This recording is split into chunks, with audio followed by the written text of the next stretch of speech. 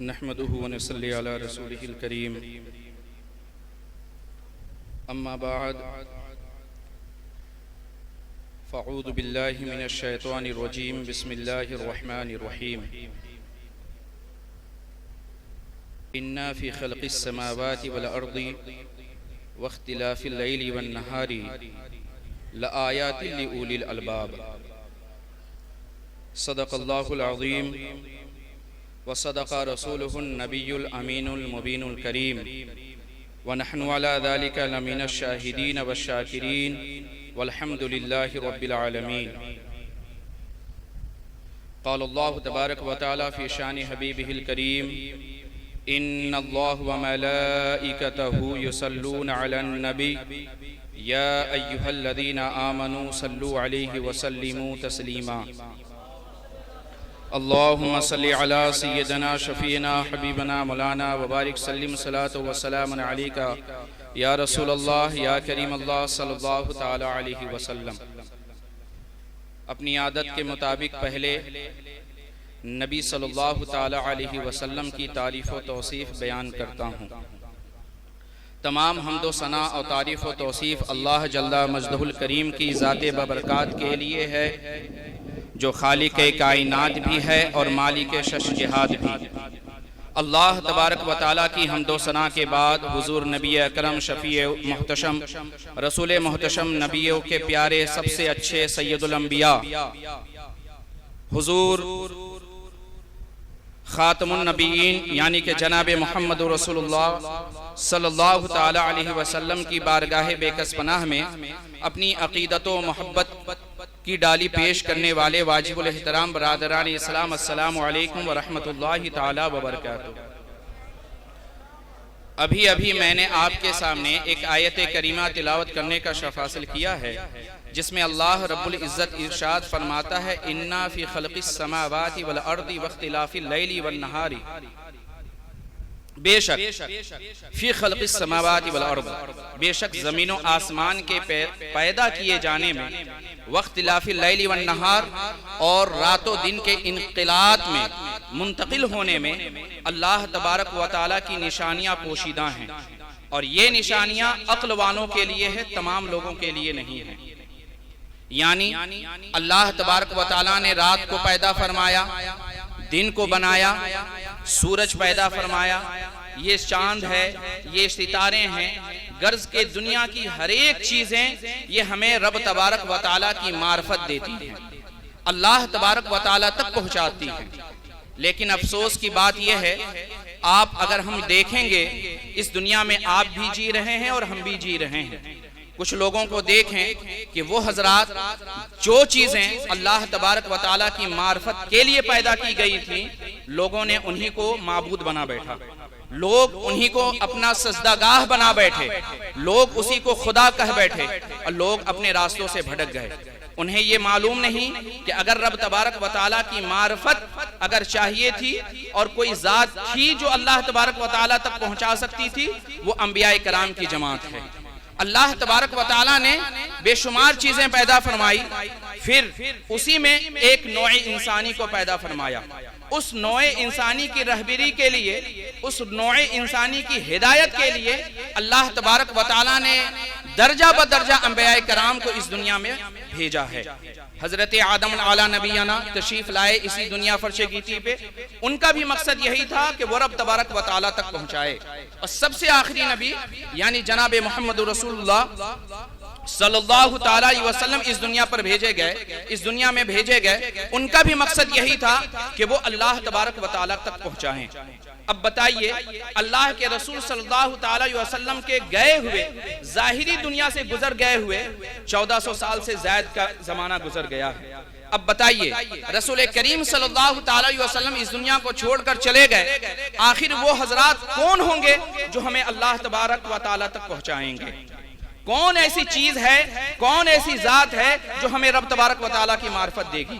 اسی وجہ سے یہ اولیاء کرام کی جماعت، یہ صلحاء کی جماعت، یہ علماء کی جماعت، یہ وہی جماعت ہے جو آپ کو رب تبارک و تعالیٰ کی منزل تک پہنچائے گی اور رب تبارک و تعالیٰ تک پہنچائے گی۔ اگر آپ کو معرفت الہی چاہیے تو اولیاء کرام کے دامن سے منسلک ہونا پڑے گا. اگر آپ کو اللہ تبارک و تعالیٰ کی معرفت چاہیے آپ کو علماء کرام کے پاس بیٹھنا پڑے گا. خود اللہ کے رسول صلی اللہ تعالی علیہ وسلم ارشاد فرماتے ہیں کہ علماء ورثۃ الانبیاء ہیں، علماء انبیاء کے وارث ہیں. اب بتائیں مجھے کہ علماء کس چیز کے وارث ہیں؟ انبیاء اس دنیا میں کیوں بھیجے گئے تھے؟ انبیاء اس دنیا میں اس لیے بھیجے گئے کہ وہ آپ کو، ہم سب کو رب تبارک و تعالیٰ کی منزل تک پہنچائیں، رب تبارک و تعالیٰ کی بارگاہ تک پہنچائیں. انبیاء اس دنیا سے چلے گئے، ان کا مقصد یہی تھا کہ وہ اللہ تبارک و تعالیٰ تک پہنچائیں. اور انبیاء کے وارث کون ہیں؟ علماء کرام ہیں. تو اب علماء کرام کا مقصد کیا ہے؟ ان کا مقصد یہی ہے کہ آپ کو اللہ تبارک و تعالیٰ کی معرفت دیں، آپ کو اللہ تبارک و تعالیٰ کی منزل تک پہنچائیں. یہ غوث پاک رضی اللہ تعالیٰ عنہ کا ورود، ان کی پیدائش کوئی یوں ہی عام بات نہیں ہے، یہ عام بات نہیں ہے. غوث پاک رضی اللہ تعالیٰ عنہ وہ ہیں جو شہر ایران میں، آج کے موجودہ زمانہ ایران کیپسن سی کے قریب میں جو ایک گیلان ہے، اسی میں ایک صوبہ ہے نف یا کف، وہاں پہ حضرت غوث پاک رضی اللہ تعالیٰ عنہ پیدا ہوئے. 471 ہجری میں حضور غوث پاک رضی اللہ تعالیٰ عنہ پیدا ہوئے، اور اپنے 17 سال یا 18 سال کی عمر جب ان کی ہو گئی اور اللہ تبارک و تعالیٰ نے انہیں ہدایت کے راستے میں چن لیا، تو وہ وہاں سے اٹھ کر اپنی والدہ محترمہ سے اجازت لے کر اس وقت کے موجودہ زمانے کے اس وقت کے مرکز کہے جانے والے علم و حکمت کے مرکز یعنی بغداد شریف تشریف لے گئے. وہ پہلے شریف نہیں تھا بلکہ وہ بغداد ہی کے نام سے جانا جاتا تھا. وہ تو غوث پاک رضی اللہ تعالیٰ عنہ کی مناسبت سے اسے بھی شریف کہا جانے لگا. تو علم و حکمت کا وہ گہوارہ حضور غوث پاک رضی اللہ تعالیٰ عنہ 17 سال یا 19 سال کی عمر میں وہاں تشریف لے گئے. اب وہاں پہ غوث پاک رضی اللہ تعالیٰ عنہ مکمل 33 سال تک مختلف مشہور علماء کرام سے علم دین حاصل کیا، اور ساتھ ہی ساتھ 22 سال ان کا وہ زمانہ ہے جو بہت ہی مشکل کا زمانہ جو انہوں نے طریقت کے راستے میں چل کر گزارا ہے. 22 سال کا زمانہ، مکمل 23 سال کا زمانہ انہوں نے علم دین حاصل کیا. اس کے بعد اس 400 کچھ ہجری میں جب وہ 471 میں پیدا ہوئے، 521 ہجری میں وہ سب سے پہلے تقریر کرنے کے لیے کھڑے ہوئے اور علماء کو اور ان کے دربار میں بہت لوگوں کی بھیڑ ہوتی تھی. اپنی تقریر کے ذریعے لوگوں کی اصلاح کرتے تھے، اور مکمل 90 سال یا اس سے زائد کا عرصہ غوث پاک رضی اللہ تعالیٰ عنہ اس فرش گیستی میں تشریف رکھتے ہیں. 90 سال کے بعد یا 91 سال کے بعد حضور غوث پاک رضی اللہ تعالیٰ عنہ اس دنیا کو چھوڑ کر چلے گئے. غوث پاک رضی اللہ تعالیٰ عنہ کے واقعات تو بے شمار ہیں. ان کے والد گرامی وہ حضرت خود ان کے والد گرامی جو جنگی دوست ابو صالح موسیٰ جنگی دوست رحمت اللہ تعالیٰ علیہ کے نام سے جانے اور پہچانے جانتے ہیں. ان کا نام جنگی دوست کیوں پڑا؟ ان کا لقب یہ جنگی دوست کیوں پڑا؟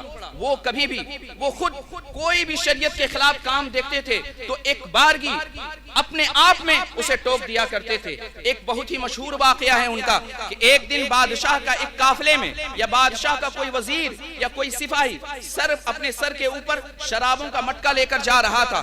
وہیں پر غوث پاک رضی اللہ تعالیٰ عنہ کے والد گرامی کھڑے تھے. وہ ترنت ان مٹکوں کو پھوڑ دیتے ہیں. اب ان کی وہ بادشاہ اپنے یہاں بلاتا ہے ان کے والد گرامی کو اور وہ کہتا ہے کہ کس نے تمہیں یہ اجازت دی کہ میرے غلاموں اور میرے سپاہیوں کی خدمت کو ان کے کاموں کو تم نے برباد کیا؟ وہ خود عرض کرتے ہیں سنو مجھے اللہ تبارک و تعالیٰ نے محتسب بنایا ہے، میں حساب لینا ہوں، میں حساب لینے والا ہوں. سنو اسی نے جسے تمہیں بادشاہ بنایا اسی رب نے مجھے محتسب بنایا ہے، حساب لینے والا بنایا ہے. اور یہ بھی کہا گیا ہے کہ حضرت غوث پاک رضی اللہ تعالیٰ عنہ کے والد گرامی نفس سے بہت زیادہ جنگ کیا کرتے تھے، اس وجہ سے ان کا لقب جنگی دوست پڑا ہے. ان کی والدہ محترمہ ام الخیر فاطمہ جو حضرت عبداللہ صومعی رضی اللہ تعالیٰ عنہ رحمت اللہ تعالیٰ علیہ کے بیٹی ہیں. کون ہے یہ حضرت عبداللہ صومعی؟ وہ ہیں مشہور زمانہ پیر ہیں، وہ مشہور زمانہ ولی ہیں. ان کے بارے میں یہ مشہور ہے، بہجت الاسرار میں یہ ذکر ہے کہ آئندہ جو واقعہ ہونے والا تھا وہ یوں ہی عام حالتوں میں بھی بتا دیا کرتے تھے کہ اور جیسا وہ بتاتے تھے ٹھیک اسی طرح وہی واقعہ پیش آتا تھا. ان کی پھوپھی جان یہ حضرت غوث پاک رضی اللہ تعالی عنہ کی پھوپھی جان وہ بھی ایک ولیہ کاملہ تھی. ان کا واقعہ یہ ہے کہ ایک دن ان کے زمانے میں قحط سالی کا زمانہ آیا. ان کے زمانے میں قحط سالی کا زمانہ آیا. لوگ ان کی بارگاہ میں آئے حضرت غوث پاک رضی اللہ تعالی عنہ کی پھوپھی جان کی بارگاہ میں, آپ میرے لیے دعا کر دیجئے, ہم سب کے لیے دعا کر دیجئے. حضرت غوث پاک رضی اللہ تعالی عنہ کی پھوپھی جان باہر نکلتی ہیں, گھر کے برنڈے میں آتی ہیں اور جھاڑو لگاتی ہیں, اور جھاڑو لگانے کے بعد کہتی ہیں اے یا ربی, اے رب قدیر میں نے جھاڑو لگا دیا ہے, اے رب قدیر میں نے جھاڑو لگا دیا ہے, اب تو اپنے فضل و کرم سے بارش عطا فرما. اتنا دعا کرنا تھا کہ رب تبارک و تعالیٰ اپنے فضل سے بارشیں عطا فرماتا ہے. یہ ہیں حضور غوث پاک رضی اللہ تعالی عنہ کی پھوپھی جان. یعنی حضور غوث پاک رضی اللہ تعالی عنہ کی پرورش اولیاء کرام کے گھرانے میں ہوا ہے. اولیاء حضور غوث پاک رضی اللہ تعالی عنہ نے 4 شادیاں کی تھی, 4 شادیاں, اور 40 سے زائد ان کی اولادیں ہوئی. 22 بیٹیاں ہیں, ان کے علاوہ بیٹے ہوئے حضرت غوث پاک رضی اللہ تعالی عنہ کے, اور تمام کے تمام بیٹے ولی کامل ہوئے ہیں. تمام کے تمام بیٹے ولی کامل ہوئے ہیں. حضور غوث پاک رضی اللہ تعالی عنہ ابھی جیسے میں نے کہا کہ ابھی جیسے میں نے شروع میں آیت کریمہ تلاوت کیا کہ اللہ تبارک و تعالی نے اس دنیا میں تمام چیزوں کو پیدا فرمایا ہے معرفت الہی کے لیے. انبیاء کرام اس دنیا کو چھوڑ کر چلے گئے, کون ہے جو ہمیں رب تبارک و تعالی تک پہنچائیں گے؟ یہ اولیاء کرام کی جو جماعت ہے, غوث کتب ابدال کی جماعت ہے, یہ ہمیں رب تبارک و تعالی تک پہنچاتے ہیں. اب سنیے میری بات. حضرت آدم علیہ نبینا ان کے زمانے میں بھی غوث قطب ابدال ہوئے. وہ کوئی غوث کوئی ولی وہ حضرت آدم علیہ نبینا کا مظہر ہوتا ہے. مظہر کا معنی یہ ہے آپ شیشے کے سامنے کھڑے ہوئے, آپ شیشے کے سامنے اپنا چہرہ دیکھیں گے. مظہر اب پرتوں کے معنی یہ ہوتا ہے. حضرت غوث پاک رضی اللہ تعالی عنہ کے بارے میں یہ آتا ہے کہ حضرت غوث پاک رضی اللہ تعالی عنہ جناب محمد رسول اللہ صلی اللہ تعالی علیہ وسلم کے مظہر اور وہ پرتوں تھے. ہر انبیاء, ہر اولیاء, ہر انبیاء کے کوئی نہ کوئی نبی ایسا ہیں جو ان کے مظہر ہوا کرتے تھے. کوئی ولی حضرت آدم علیہ نبینا کا پرتو ہے, ان کا مظہر ہے. کوئی ولی حضرت عیسیٰ علیہ نبینا کا ہے, کوئی حضرت ذبیح اللہ کا ہے, کوئی اسماعیل خلیل اللہ کا ہے, الگ الگ حضرت ابراہیم خلیل اللہ کا ہے, کوئی حضرت اسماعیل ذبیح اللہ کا ہے. دیگر الغرض ہر اولیاء کسی نہ کسی نبی کا پرتو ہے, کسی نہ کسی کا مظہر ہے. لیکن جناب غوث پاک رضی اللہ تعالیٰ عنہ وہ حضور صلی اللہ تعالیٰ علیہ وسلم کے پرتو اور مظہر ہیں. اب بتائیے حضور غوث پاک رضی اللہ تعالیٰ عنہ کون ہیں؟ حضور غوث پاک رضی اللہ تعالیٰ عنہ اللہ کے رسول صلی اللہ تعالیٰ علیہ وسلم کے مظہر ہیں. اور اللہ کے رسول صلی اللہ تعالیٰ علیہ وسلم کی منزل کیا ہے؟ اللہ کے رسول صلی اللہ تعالیٰ علیہ وسلم کا مرتبہ, ان کی منزل یہ ہے کہ حضور خود فرماتے ہیں کہ اللہ تبارک و تعالیٰ مجھے عطا فرماتا ہے, اللہ تبارک و تعالیٰ مجھے دیتا ہے, اور لوگوں کو میں عطا کرتا ہوں. یعنی اللہ تبارک و تعالیٰ پہلے اپنے محبوب جناب محمد رسول اللہ صلی اللہ تعالی علیہ وسلم کو دیتا ہے, اور اللہ کے رسول پھر غوث پاک کو دیتے ہیں, اور غوث پاک پھر ہم تمام لوگوں کو بانٹتے ہیں. کیونکہ غوث پاک رضی اللہ تعالیٰ عنہ وہ حضور صلی اللہ تعالی علیہ وسلم کے مظہر ہیں اور ان کے پرتو ہیں. اب دیکھیں ایک مشہور واقعہ ہے. حضور غوث پاک رضی اللہ تعالیٰ عنہ کے زمانے میں ایک چور آیا, مشہور واقعہ ہے. حضور محدث کبیر خطبات محدث کبیر میں یہ واقعہ بیان فرماتے ہیں. وہ لکھتے ہیں, وہ خود نہیں بلکہ حضور مفتی شمشاد استاذ گرامی حضور مفتی شمشاد مجد اللہ العالی نورانی نے اسے تصنیف کی ہے. وہ تحریر کرتے ہیں, وہ واقعہ حضور محدث کبیر یہ بیان کرتے ہیں کہ ایک چور آیا حضور غوث پاک رضی اللہ تعالیٰ عنہ کی بارگاہ میں, اور وہ چور آیا چوری کرنے کے غرض سے. وہ کہتا ہے کہ ہر دن تو ہم جاتے ہیں بڑے بڑے شیخوں کے بارگاہ میں, بڑے بڑے امیروں کے بارگاہ میں, آج چلتے ہیں ان کے بارگاہ میں. کیوں؟ وجہ کیا ہے ان کے بارگاہ میں جانے کی؟ وجہ یہ ہے کہ یہ جو غوث ہیں, یہ جو قطب ہیں, یہ جو شیخ عبد القادر ہیں, ان کے یہاں تو بڑے بڑے سردار حاضری دیتے ہیں, ان کے یہاں میں بہت زیادہ مال و ثروت ہوگا, ان کے یہاں بہت ہی زیادہ پیسے ہوں گے. وہ حضور غوث پاک رضی اللہ تعالیٰ عنہ کے گھر میں آیا, چوری کے ارادے سے آیا. وہ گھسا, وہ اندر داخل ہوا کسی طرح, وہ پیسہ اٹھاتا ہے. پیسہ اٹھانے کے بعد جیسے ہی ارادہ کرتا ہے کہ پیسہ اٹھا کر کہ وہ چلے, اس کی آنکھوں کی روشنی غائب ہو جاتی ہے. وہ پیسہ رکھتا ہے, پھر آنکھوں کی روشنی واپس آ جاتی ہے. پھر پیسہ اٹھایا, پھر اس کی آنکھوں کی روشنی غائب ہو گئی. جیسے جیسے پیسہ رکھا پھر آنکھوں کی روشنی آ گئی، اتنا ہونا تھا۔ ادھر سے اسی زمانے میں کسی ابدال کا انتقال ہو گیا تھا، حضرت خضر علیہ السلام وہ تشریف لاتے ہیں رحمت اللہ تعالی علیہ، وہ تشریف لاتے ہیں غوث پاک رضی اللہ تعالی عنہ کی بارگاہ میں اور عرض گزار ہوتے ہیں کہ فلاں علاقے کا ابدال آج انتقال کر چکا ہے، اس کی جگہ میں کسی کو منتخب فرما دیجئے۔ اب لیجئے صاحب، حضرت غوث پاک رضی اللہ تعالی عنہ اپنے خادم کو بھیجتے ہیں کہ فلاں روم میں جاؤ، فلاں روم میں ایک آدمی ہوگا، اسے پکڑ کر میرے پاس لیتے آؤ۔ اب خادم وہاں پہ پہنچا ہے، اس چور کو پکڑا، اب چور گھبرایا ہوا ہے، نہیں میں آج غلطی سے آ گیا، آئندہ کبھی نہیں آؤں گا، مجھے چھوڑ دو۔ وہ چور سوچ رہا آج تو میں گیا، پکا میری گردن پکی ہے کہ آج میری گردن کٹ جائے گی۔ وہ کسی طرح بلبلاتے ہوئے حضور غوث پاک رضی اللہ تعالی عنہ کی بارگاہ میں حاضر ہوا۔ حضور غوث پاک رضی اللہ تعالی عنہ نے کہا لیجئے حضرت خضر علیہ السلام سے رحمت اللہ تعالی علیہ، انہیں کہا کہ لیجئے یہ لیتے جائیے اور اسے اس ابدال کی جگہ میں منتخب فرما دیجئے۔ دیکھ رہے ہیں آپ، جو چور چوری کرنے آیا تھا حضور غوث پاک رضی اللہ تعالیٰ عنہ اسے ابدال بنا کر بھیج رہے ہیں۔ یہ اختیارات کہاں سے ہیں؟ یہ اختیارات کہاں سے ملے؟ یہ اختیارات کہاں سے ملے؟ کیوں؟ کیونکہ غوث پاک رضی اللہ تعالیٰ عنہ حضور صلی اللہ تعالیٰ علیہ وسلم کے مظہر ہیں۔ جب حضور صلی اللہ تعالیٰ علیہ وسلم چاہتے ہیں تو ایک صحابی کے لیے 4 ماہ کا بکری کا بچہ جائز کر دیتے ہیں، جب وہ چاہتے ہیں تو کہہ دیتے ہیں کہ آپ کے لیے 6 ماہ کا بکری کا بچہ آپ قربانی کر دیں تو آپ کی قربانی ہو جائے گی۔ یہ اختیارات اللہ تبارک و تعالیٰ کے عطا سے ہے اللہ کے رسول صلی اللہ علیہ وسلم کو، اور حضور غوث پاک کو جو یہ اختیارات ملے یہ کہیں اور سے نہیں بلکہ رسول کریم صلی اللہ علیہ وسلم کے بارگاہ سے ملے۔